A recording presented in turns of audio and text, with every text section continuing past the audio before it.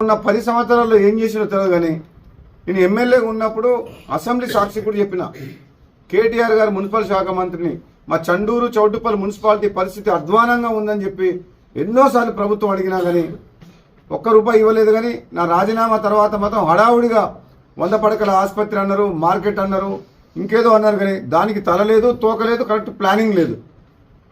గతంలో చేసిన ఎమ్మెల్యే అంత కమిట్మెంట్ లేక, ఐడియా లేక అది అధికారుల మీద వదిలేసరికి ప్లానింగ్ కరెక్ట్ జరగలేదు. కాబట్టి ఇప్పుడు మేము అందరం కూడా ఇప్పుడున్న చైర్మన్ గారు కానీ, నేను కానీ, కౌన్సిలర్లు, మా ప్రజాప్రతినిధులు అందరూ అధికారులతోటి చాలా డీటెయిల్గా మేము డిస్కషన్ చేసినాం. ఎందుకంటే రాబోయే రోజుల్లో ఇది దాదాపు ఒక 4 నుంచి 5 లక్షల జనాభా ఈ ప్రాంతంలో వచ్చే అవకాశం ఉంది. ఈ మున్సిపల్ లిమిట్స్ కూడా హైదరాబాద్ సిటీ పక్కన ఉంది, ఔటర్ రింగ్ రోడ్ దగ్గరగా ఉంది. త్రిబుల్-ఆర్ కూడా చౌటుప్పల్ మున్సిపాలిటీనే ఆనుకొని పోతుంది, త్రిబుల్-ఆర్. కాబట్టి రాబోయే రోజుల్లో చాలా పెద్ద ఎత్తున డెవలప్మెంట్, ప్రజలు ఇక్కడ నివాసం ఏర్పరచుకునే అవకాశం ఉంది. కాబట్టి దాన్ని దృష్టిలో పెట్టుకొని మేము ఈరోజు సమీక్షలో అన్ని విషయాలు డీటెయిల్గా చేయడం జరిగింది.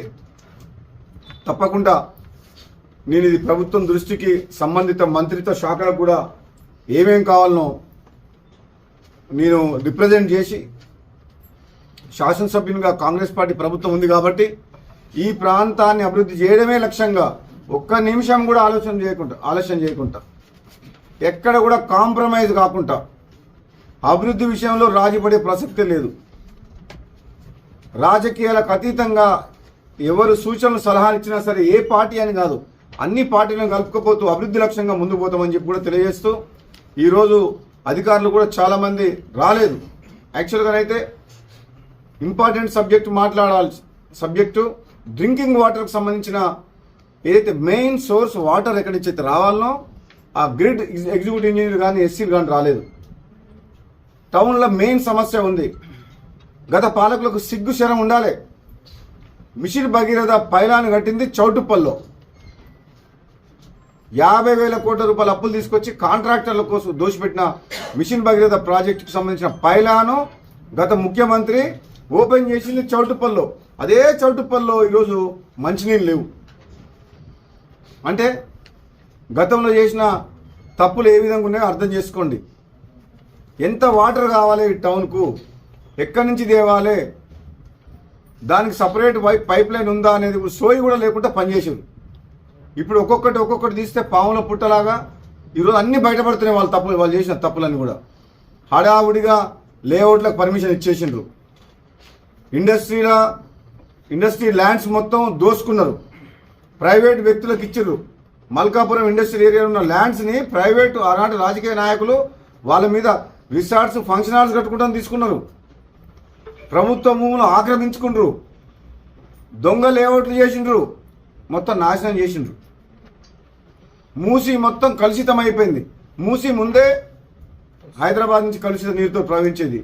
అదే కాలువల ఈ పారిశ్రామికంగా వీళ్ళు ఫార్మా ఇండస్ట్రీని తీసుకుపోయి వాళ్ళు అక్కడ పోస్తున్నారు నీళ్లు.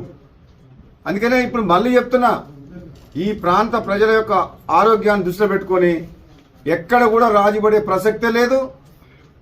ఎవరు కూడా ఏ సమస్య వచ్చినా దృష్టికి తీసుకురండి. ఇది ఎమ్మటే గవర్నమెంట్ ఈరోజు నోటీసు కూడా ఇచ్చింది దివిస్ ఇండస్ట్రీస్కి. ఈరోజు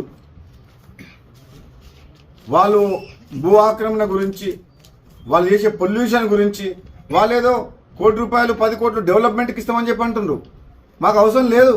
దివిస్ ఇండస్ట్రీస్ వాళ్ళు కానీ, ఏ ఫార్మా ఇండస్ట్రీస్ కానీ, ఏ చుట్టుపక్కల ఇండస్ట్రీ కానీ, వాళ్ళు చేసే పొల్యూషన్ తోటి ప్రజల ఆరోగ్యం ఖరాబ్ అవుతుంది. వాళ్ళు ఇచ్చే పైసలకు ఆశపడి ఏ రాజకీయ నాయకుడు కూడా వాళ్ళ దగ్గరికి డబ్బు కోసం పోవద్దని చెప్పి కూడా ఈరోజు చెప్తున్నాను మీ అందరికి కూడా. మనం చేసే తప్పు.